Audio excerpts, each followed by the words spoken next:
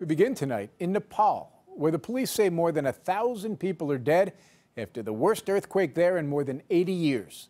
The quake hit Nepal, a small, impoverished nation sandwiched between India and Tibet in the Himalayan mountains, around noon today.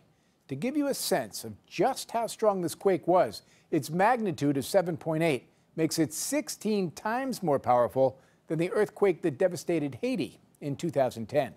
Mount Everest is in Nepal, and the quake caused a deadly avalanche at the climbers' base camp. Tens of thousands of people in Nepal are now spending a chilly, stormy night out in the open. Here's Charlie D'Agata. It was just after noon when the killer earthquake struck and triggered chaos on the streets of the capital, Kathmandu. Brick by brick, rescuers raced against time in a desperate search for survivors and any sign of life.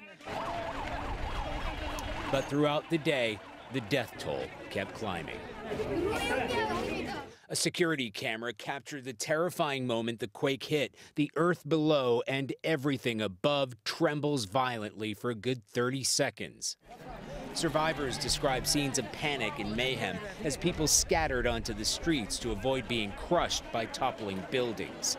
World Vision's Deepesh Paul Taka said he was lucky to be alive. I tell you, it was a very horrifying situation. We barely were able to move out of the house. We held ourselves together, just praying to see and witness the walls just beside our house collapsing in front of us.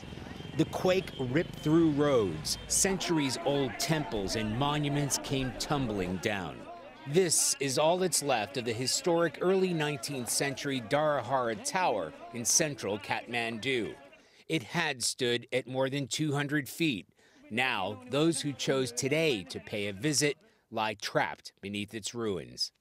100 miles away from Kathmandu at Mount Everest, shockwaves triggered a massive avalanche, sending a sheet of snow, ice, and boulders that swept the face of the mountain and flattened part of base camp, killing more than a dozen people.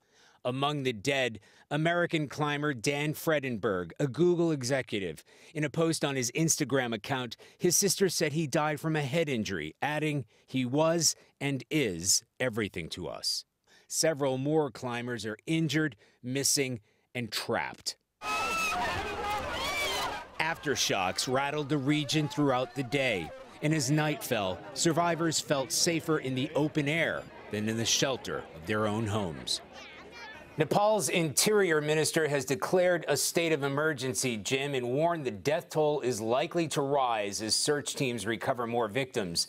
The U.S. Embassy in Nepal is currently conducting accountability checks of U.S. citizens and advised Americans to shelter in place if they're in a safe location. Charlie D'Agata reporting on the tragic situation in Nepal. Charlie, thank you.